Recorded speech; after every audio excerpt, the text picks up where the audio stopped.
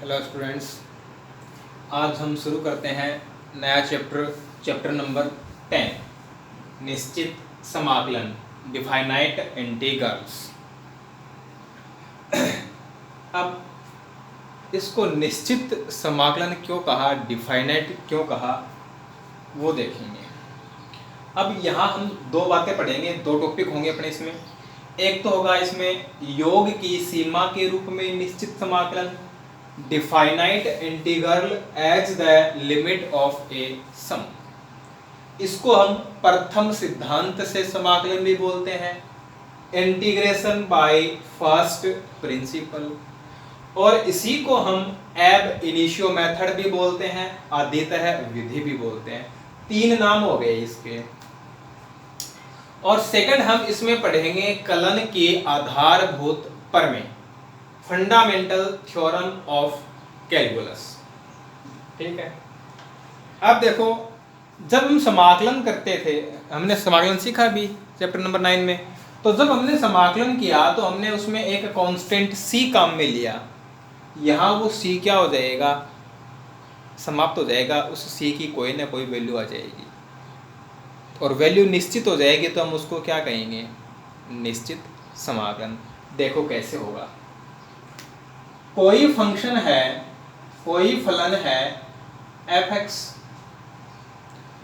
और ये फलन f(x) है, वो क्लोज इंटरवल b में सतत है, कंटिन्यूअस फंक्शन है।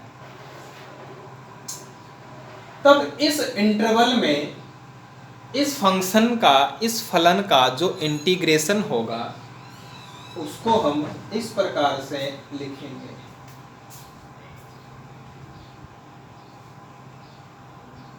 इस प्रकार से लिखेंगे। ठीक है। स्मॉल f(x) है और इसका जो इंटीग्रेशन है वो हमने मान लिया कि क्या हो गया, कैपिटल f(x) प्लस c हो गया। ठीक है। अब ये जो लिमिट है a, अब देखिए यहाँ जो इंटीग्रेशन है वो हमने किसके रेस्पेक्ट में लिया है, किसके सापेक्ष लिया है, x के सापेक्ष लिया है, x के रेस्पेक्ट में लिया है। तो ये जो a और b, ये जो वैल्यू है वो भी किसकी वैल्यू होंगी, x की वैल्यू होंगी। x की वैल्यू a है और ये x की वैल्यू b है। ठीक है। तो इस इंटरवल का जो स्टार्टिंग पॉइंट है, जो फर्स्ट पॉइंट है, उसको तो हम कहते हैं लोअर लिमिट, निम्न सीमा, और जो एंडिंग पॉइंट है, जो लास्ट पॉइंट है, उसको हम बोलते हैं उच्च सीमा, अपर लिमिट। तो ये तो हो गई इसकी लोअर लिमिट, निम्न सीमा, और ये हो गई इसकी अपर लिमिट, उच्च सीमा। अब देखो, इंटीग्रेशन तो हम सीख चुके हैं, उसमें तो यहाँ कोई भी अपने को नया मेथड नहीं पढ़ना है। सिर्फ हमें यहाँ जो सीखना है वो ये है कि ये जो लिमिट्स हैं उनको हम किस प्रकार से यूज करेंगे, किस प्रकार से इसमें रखेंगे। ठीक है। तो देखिए, पहले हम रखेंगे इसमें अपर लिमिट, तो ये बन जाएगा f(b) प्लस c, ये बन जाएगा। इंटीग्रल में, समाकल में जितने भी टर्म होंगे, जितने भी पद होंगे, उन सभी में क्या कर देना है, x की जगह b रख देना है, x की वैल्यू b पुट कर देनी है। ठीक है। x की वैल्यू b पुट करने के बाद, या ऐसा कहें कि जो अपर लिमिट है, जो उच्च सीमा है, उसको रखने के बाद अपनी तरफ से हम लगाएंगे माइनस का साइन, और माइनस का साइन रखने के बाद हम इसमें लोअर लिमिट पुट करेंगे, निम्न सीमा रखेंगे। यानी x की जो वैल्यू है, अब हमें वो क्या पुट करनी है, a पुट करनी है। तो ये हो जाएगा f(a) प्लस c। अब इसमें हम को ब्रैकेट है, कोष्टक है, उसको ओपन करें, तो ये बन जाएगा f(b) plus c minus f(a) minus c। अब यहाँ c से जो c है वो क्या हो जाएगा, कैंसिल हो जाएगा, f(b) माइनस f(a), अब देखिए हमें यहाँ जो वैल्यू मिली है, जो इंटीग्रल मिला है, उसकी जो वैल्यू है वो फिक्स है, निश्चित है। तो ये जो वैल्यू है वो निश्चित हो गई, डिफाइनाइट हो गई। इसी के कारण हमने इसको क्या बोला है, निश्चित समाकल, डिफाइनाइट इंटीग्रल बोला गया है। ठीक है, तो हम कह सकते हैं कि integration between a to b fx dx क्या होगा, F B minus F A होगा।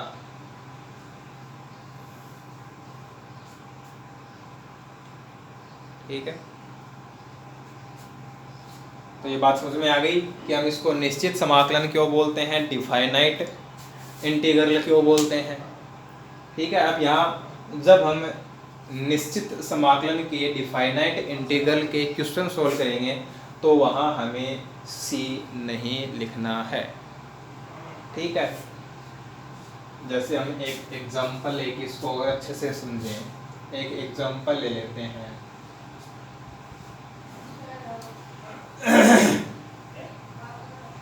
जैसे हमें क्या करना है, 1/x का इंटीग्रेशन करना है। ठीक है, और लिमिट है 1 to 2, लिमिट हो गई 1 से 2। ठीक है, अब हम जानते हैं कि 1/x है, तो 1/x का इंटीग्रेशन क्या होता है, log x होता है। तो अब हमें यहाँ log x प्लस c लिखने की आवश्यकता नहीं है, सिर्फ हमें क्या लिखना है, log x लिखना है। ठीक है, और लिमिट हो गई 1 to 2, 1 से 2। अब रख दो इसमें, पहले हम रखेंगे अपर लिमिट, तो x की जगह हमने क्या लिख दिया, 2 लिख दिया, 2 लिख दिया। ठीक है, अब यहाँ देखो एक ही क्रम है। अब लगाएंगे माइनस का चिन्ह, अब रखेंगे लोअर लिमिट। log 1 की वैल्यू क्या होती है, 0 होती है, तो अपना जो आंसर होगा वो क्या हो जाएगा, log 2 हो जाएगा। ठीक है, तो अपना जो आंसर है वो क्या हो गया, log 2। अब देखो log 2 क्या है, एक फिक्स वैल्यू है ना, तो ये क्या हो गया, डिफाइनाइट इंटीग्रल हो गया, निश्चित समाकलन हो गया। ठीक है, और भी हम क्वेश्चंस लेंगे, वो बाद में लेंगे। अब फर्स्ट में हम इसको देखते हैं। ये तो हमने इसको समझा है कि निश्चित समाकलन है, वो हमने इसको क्यों कहा है। ठीक है, इसलिए हमने पहले किसको पढ़ लिया, कलन की जो आधारभूत प्रमेय है, जो फंडामेंटल थ्योरम ऑफ कैलकुलस है, उसको हमने पहले पढ़ लिया। ठीक है, ये इसका इंटीग्रेशन हो गया और ये इसका क्या हो गया, एक एग्जाम्पल हो गया। बस आगे जो क्वेश्चन है वो हम इसी प्रकार से करेंगे। नया हमें यहाँ कोई क्वेश्चन नहीं देखना है कि जब फंक्शन इस रूप में है तो हम उसको किस प्रकार से इंटीग्रेट करेंगे, इस प्रकार से है तो उसको हम किस प्रकार से इंटीग्रेट करेंगे, ऐसा कुछ नहीं है। जो हमें इंटीग्रेशन सीखना था वो हम पहले सीख चुके हैं, वही फंक्शन अब दोबारा से रिपीट होंगे। जो क्वेश्चंस हमने चैप्टर 9 में किए हैं वही क्वेश्चन यहाँ रिपीट होंगे, बस हमें क्या करना है, लिमिट उसमें पुट करनी है।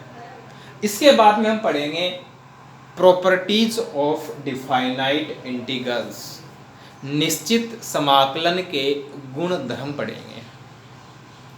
वहाँ कुछ एक नए क्वेश्चंस अपने सामने आएंगे, उनको करने का जो मेथड होगा वो अलग हटके होगा। ठीक है, तो वो बाद की बात है। अब देखिए हम पढ़ते हैं योग की सीमा के रूप में निश्चित समाकलन। अब देखो इसमें क्या होगा, फंक्शन है fx, और ये जो फंक्शन fx है वो क्लोज इंटरवल ab में सतत है, कंटिन्यूअस फंक्शन है।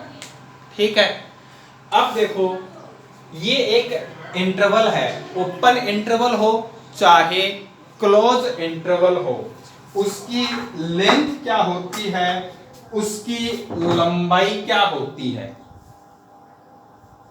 इसकी जो लंबाई होती है, इसकी जो लेंथ होती है वो होती है b माइनस ए होती है। ठीक है, जब हम सेट थ्योरी पढ़ते हैं, समुच्चय अपना चैप्टर पढ़ते हैं, तो वहां ये बात हमने पढ़ी है जब हमने अंतराल पढ़ा है तो। ठीक है, इसकी जो लंबाई है वो क्या है, b माइनस ए है। अब ये जो लंबाई है b माइनस ए, हम इसके क्या करते हैं, n इक्वल पार्ट करते हैं। इस लेंथ को हम क्या करेंगे, n इक्वल पार्ट में डिवाइड करेंगे। ठीक है, अब देखो यदि ये n जो पार्ट हैं वो अलग अलग लंबाई के होते तब तो हम उसको फाइंड नहीं कर सकते थे, ज्ञात नहीं कर सकते थे। लेकिन अब क्या है कि ये जो इसके पार्ट हैं वो क्या है, इक्वल लेंथ के हैं, बराबर बराबर हैं, तो हम उसकी जो लंबाई है वो ज्ञात कर सकते हैं। क्या करेंगे, b माइनस ए को डिवाइड कर देंगे, भाग लगा देंगे n का।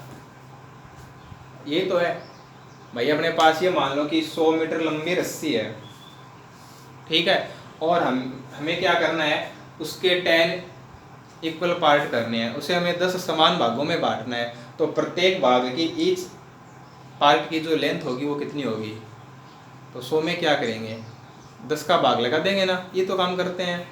ठीक है, तो b माइनस ए अपॉन एन, ये उस प्रत्येक भाग की ईच पार्ट की क्या हो गई, लेंथ हो गई। और सपोज दैट हम मान लेते हैं, अज्यूम कर लेते हैं कि इस भाग की, इस पार्ट की जो लंबाई है वो कितनी है, h है। ठीक है, b माइनस ए, इस लंबाई को हमने n भागों में बांटा है, डिवाइड किया है, तो जो इस पार्ट है, जो प्रत्येक भाग है, उसकी लंबाई b माइनस ए अपॉन n होगी। और इस लंबाई को अब हम क्या मान रहे हैं, h मान रहे हैं, तो b माइनस ए अपॉन एन की जो वैल्यू होगी वो क्या हो गई, h हो गई। और क्रॉस मल्टीप्लाई कर दें तो एन एच इक्वल टू हो जाएगा b माइनस ए,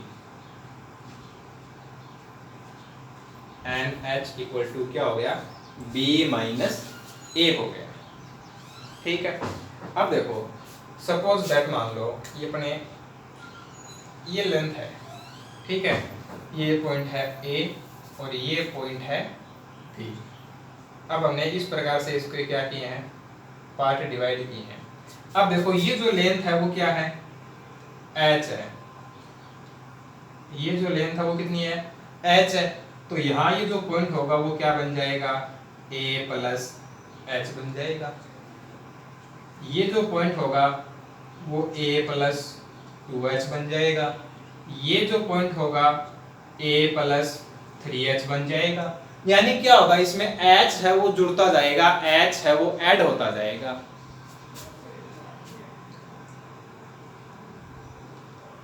ये b है, इससे जो फर्स्ट में जो पॉइंट होगा वो क्या होगा, a plus n minus 1 into h, और b है ये हो जाएगा a प्लस n h। इस प्रकार से हम इसके क्या करेंगे, n पार्ट करेंगे, a plus h, a plus 2h, a plus 3h। जो सेकेंड लास्ट पॉइंट है, लास्ट से जो पहला पॉइंट होगा, यहाँ क्या आएगा अपने पास, a plus n minus 1 into h, और जो b है वो क्या हो जाएगा, a प्लस एन एच। देखो ये a इधर आएगा, तो एन एच की वैल्यू क्या है, b माइनस ए। ये तो है, क्लियर है यहाँ तक।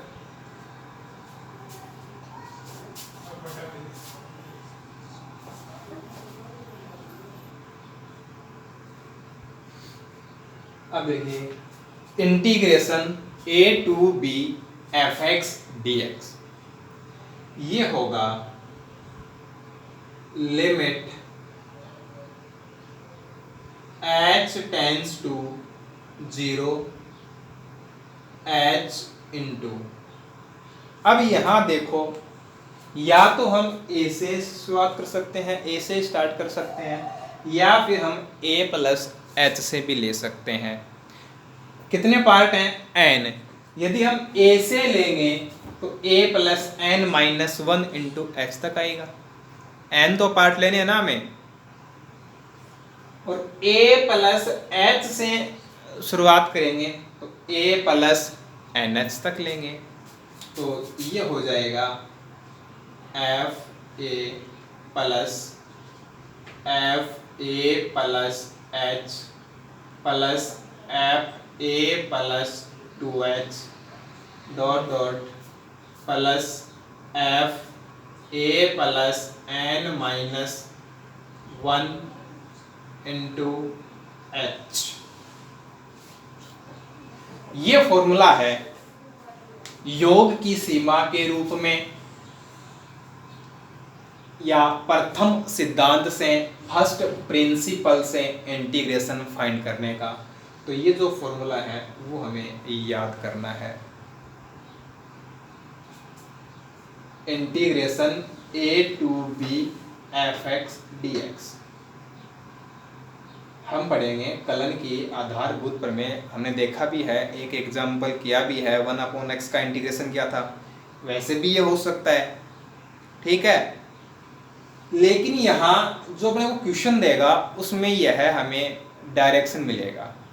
क्वेश्चन में साफ साफ शब्दों में लिखा हुआ मिलेगा कि योग की सीमा के रूप में समाकलन कीजिए, ठीक है। यदि सिर्फ कह दे कि इसे हल कीजिए, इसे सोल्व कीजिए, इसकी वैल्यू फाइंड कीजिए, इसका मान ज्ञात कीजिए, तो तुम दैट कर लेंगे, ठीक है। लेकिन यहाँ हमें क्या होगा, साफ साफ ये लिखा हुआ मिलेगा कि योग की सीमा के रूप में समाकलन कीजिए। तो definite integral as the limit of a sum, योग की सीमा के रूप में निश्चित समाकलन कैसे होगा, क्या करेंगे, ये फॉर्मूला हमें याद रखना है।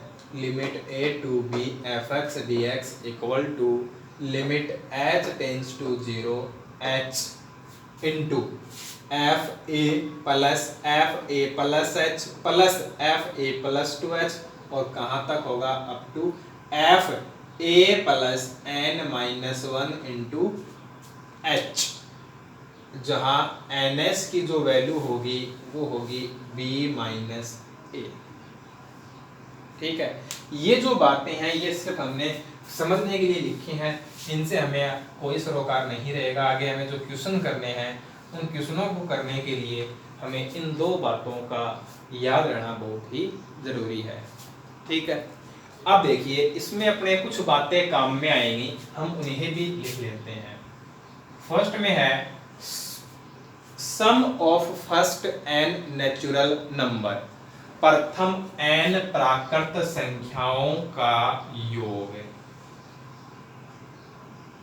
क्या होता है, n इंटू n प्लस 1/2, इनके स्क्वायर का sum 1 square plus 2 square plus 3 square up to n square, क्या होगा, n plus 1 2n plus 1 upon 6 cube, 1 cube plus 2 cube plus 3 cube up to n cube, ये होगा n into n plus 1/2 square.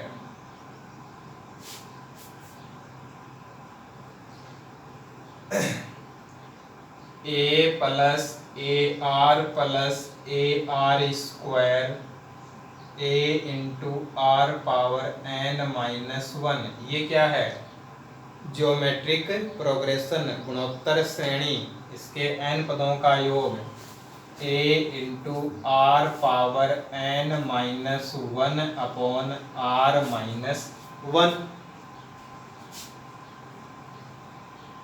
एक अपने limit है x tends to 0 e raise to power x minus 1/x, इसकी value क्या होती है, 1 होती है। तो जब हम क्वेश्चन सोल्व करेंगे अपनी एक्सरसाइज में तो ये बातें हैं, ये जो फॉर्मूले हैं वो अपने काम में आएंगे, तो इन्हें भी हमें याद करना जरूरी है, ठीक है। बाकी हम और भी लिख सकते हैं, ठीक है ना। Sum of first n even number n plus 1 होता है, sum of first n odd number n square होता है, लेकिन यहाँ वो अपने काम में नहीं आ रहे तो हम इन्हीं को पढ़ते हैं, ठीक है। ये फॉर्मूला हो गया, NH की वैल्यू b माइनस ए है, और ये अपने यहाँ काम में आएंगे। तो ये बातें हमें क्या करनी है, याद करनी है, ठीक है। एक क्वेश्चन लेंगे, उसको हम अच्छे से समझेंगे, उसके बाद बार बार उसकी क्या होगी, प्रैक्टिस होगी। भाई सीधी सी बात, अपने को क्या मिल गया, एक फॉर्मूला मिल गया। जब फॉर्मूला मिल गया तो अपना जो काम करने का जो तरीका होगा वो फिक्स हो गया कि बार बार हमें ऐसा ही लिखना है, ऐसे ही काम करना है। ठीक है, अपने पास कोई निश्चित फॉर्मूला नहीं होता है, तब तो हमें देखना पड़ता है कि इस क्वेश्चन को हमें कैसे करना है। ठीक है ना, तो अब हम इसके क्वेश्चन में चलते हैं और देखते हैं कि योग की सीमा के रूप में किस प्रकार से हम उसको इंटीग्रेट करेंगे।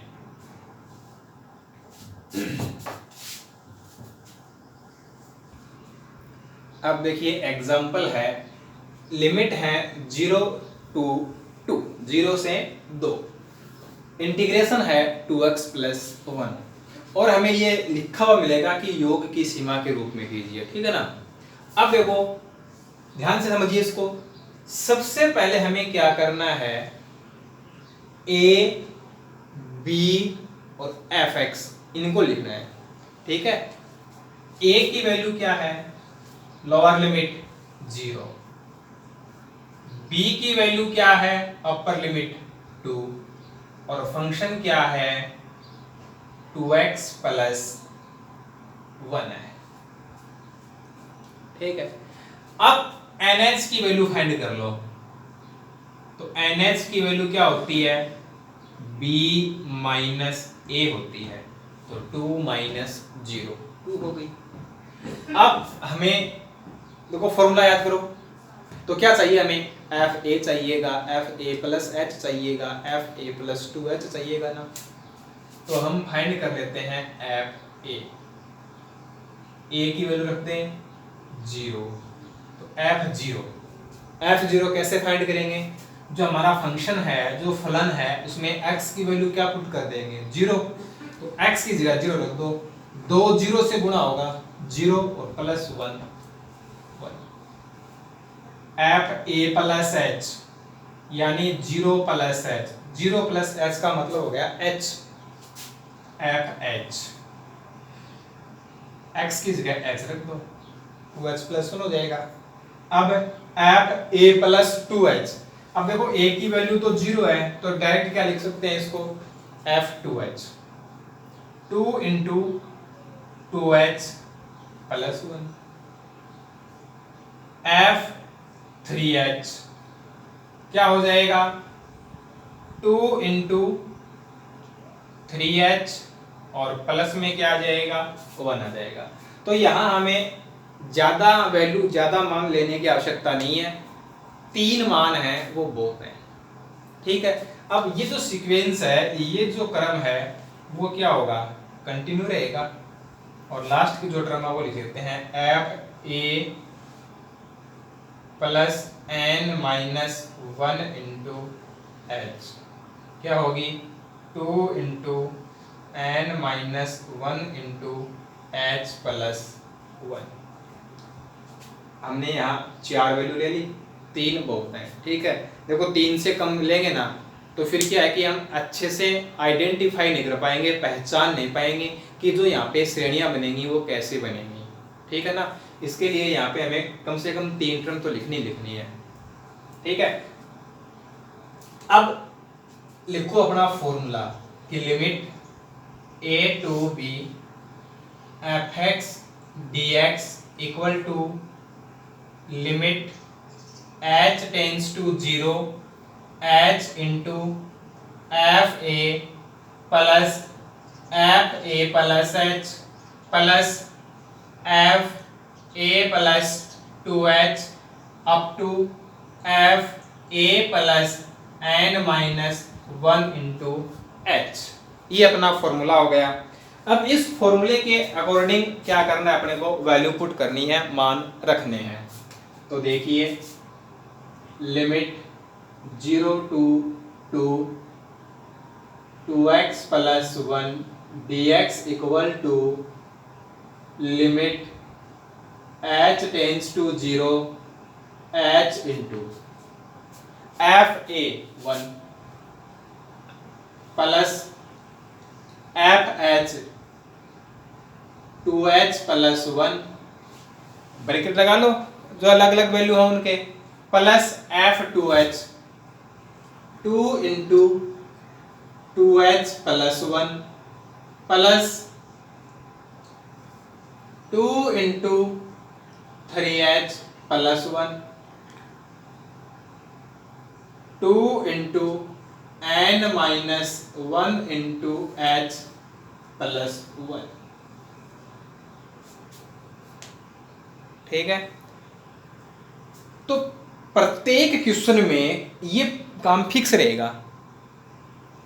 फंक्शन अलग टाइप का दिया गया होगा, a और b की वैल्यू अलग होंगी, तो यहाँ हमें जो वैल्यू मिलेंगी वो अलग मिलेंगी, बस इतने तो अंतर आएगा ना। क्या करेंगे, ये वैल्यू फाइंड करने के बाद, ये मान लिखने के बाद फॉर्मूला लिखेंगे और उस फॉर्मूले के अकॉर्डिंग क्या कर देंगे, वैल्यू पुट कर देंगे। अब इतना काम करने के बाद यहाँ क्या होगा, यहाँ से हमें क्या करना है, श्रेणियाँ बनेंगी, सीरीज बनेंगी, प्रोग्रेशन होंगी, उनको हमें क्या करना है, अलग अलग आइडेंटिफाई करना है, अलग अलग लिखना है। देखिए 1 इसमें आ गया, 1 इसमें आ गया, 1 इसमें भी है, 1 इसमें भी है, यानी क्या हो रहा है, ईच टर्म में प्रत्येक पद में क्या है यहाँ पे 1 है। तो इसको हम ऐसे लिख सकते हैं, limit h tends to 0 h into 1 plus 1 plus 1 plus 1। और देखिए यहाँ अपने पास कितने टर्म हैं, n टर्म है, तो 1 है वो कितने टाइम आ रहा है, n बार है, n टर्म है, तो यहाँ लिख देंगे n पदों तक या n टर्म्स। एक सीरीज तो ये हो गई। अब देखो 2h यहां पे क्या आ गया 3h, तो हम ऐसा कर सकते हैं ना, 2 और 3 को इंटरचेंज कर ले, 2 इंटू 3h कहो या 3 इंटू 2h कहो, बात तो एक ही है। आगे वाली जो टर्म होगी उसमें आएगा 2 इंटू 4h, 4 पहले ले लो, तो हम कह सकते हैं 4 इंटू 2h, तो 2h प्रत्येक टर्म में आ गया, तो 2h क्या हो जाएगा, कॉमन हो जाएगा। 2h कॉमन लेंगे तो देखो 1 प्लस 2 प्लस 3 कहाँ तक,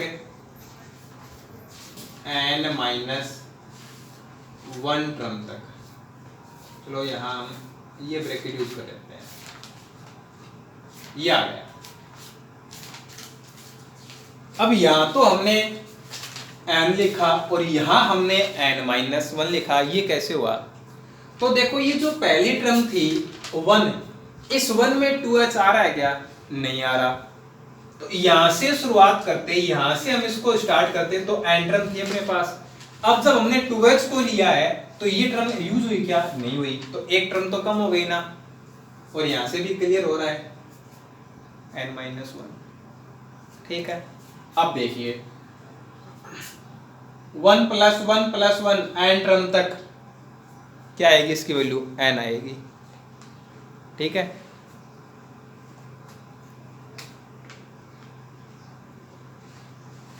लिमिट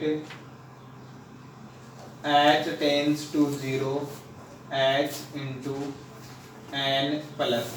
अब ये n कैसे आई है, ये तो हमें नहीं पता। दो, एक तो ये है कि x में x को n बार ऐड करते हैं, जोड़ते हैं, तो nx आता है। तो यहाँ 1 में 1 ऐड हो रहा है n टाइम, तो n इंटू 1 यानी क्या आएगा, n आएगा। यदि ऐसे हमें नहीं पता लगता है तो देखो ये क्या है, ये p है ना, समांतर श्रेणी तो है, कर दो n पदों का योग है। ठीक है, प्लस 2h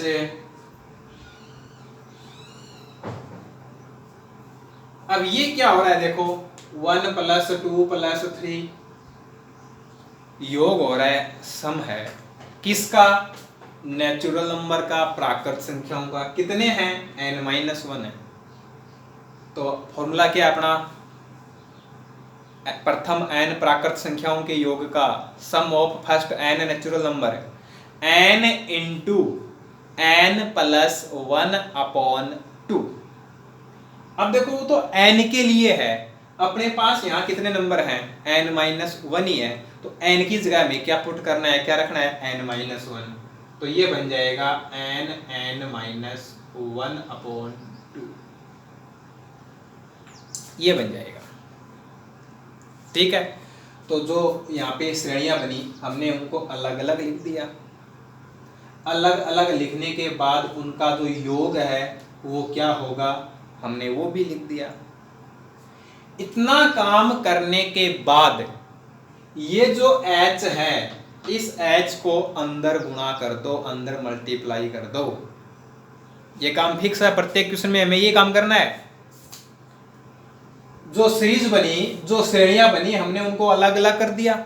अलग अलग करने के बाद उनका जो सम था, जो योग था, वो क्या होगा वो लिख दिया। अब इस h को अंदर मल्टीप्लाई कर दो, लिमिट h टेंड्स टू 0। अब देखो h अंदर, इस ब्रैकेट के अंदर जितने भी टर्म हैं h सभी से मल्टीप्लाई होगा, तो NH प्लस 2। अब देखो ये h अंदर आएगा, h यहां पहले से h स्क्वायर हो गया ना, तो एक h को तो हमने इस n से मल्टीप्लाई कर दिया और एक h को हमने n-1 से मल्टीप्लाई कर दिया। 2 से 2 तो कैंसिल हो ही जाएगा। ये जो h है वो इस n से मल्टीप्लाई हो गया। अब देखो ये h है वो तो चाहे तो n से मल्टीप्लाई कर दो और चाहे n-1 से कर दो, ऐसा तो नहीं ना कि दोनों से होगा। ठीक है, तो ये हो गया NH और ये जो h है वो हो गया n-1 से, तो क्या हो गया NH माइनस H। ठीक है, इतना काम करने के बाद अब हमें देखो क्या लेनी है, लिमिट लेनी है। लिमिट लेने से पहले इस NH का मान रख दो, NH की वैल्यू रख दो। NH की वैल्यू रखने से पहले हमें लिमिट नहीं लेनी है। यदि हमने पहले ले लिया तो h का मान 0 रख दिया और h का मान 0 रखते ही तो 0 हो गया। NH का मान रखो, NH का मान रखने के बाद NH की वैल्यू पुट करने के बाद लिमिट लेनी है। और लिमिट लेने का मतलब है कि h की वैल्यू क्या रखनी है 0। तो देखो जहां NH है वहां NH की वैल्यू 2 पुट कर दो, तो 2 प्लस 2 इंटू 2 माइनस। अब यहां NH नहीं है, सिंगल H है, तो H की वैल्यू क्या जाएगी 0। अब ये जाएगा 2 प्लस 2 माइनस 0 2 और 2 इंटू 2 4, 2 प्लस 4 क्या हो जाएगा 6 हो जाएगा। ठीक है, तो इस प्रकार से हम क्या करते हैं, इंटीग्रेशन बाय फर्स्ट प्रिंसिपल, प्रथम सिद्धांत से समाकलन या योग की सीमा के रूप में समाकलन। ठीक है, और भी अच्छे से क्लियर करेंगे। एक्सरसाइज 10.1 है वो इसी पे बेस्ट है। ठीक है, लेकिन वो करेंगे हम आने वाली क्लास में। आज की क्लास यहीं समाप्त करते हैं। वीडियो को लाइक कीजिएगा, शेयर कीजिएगा।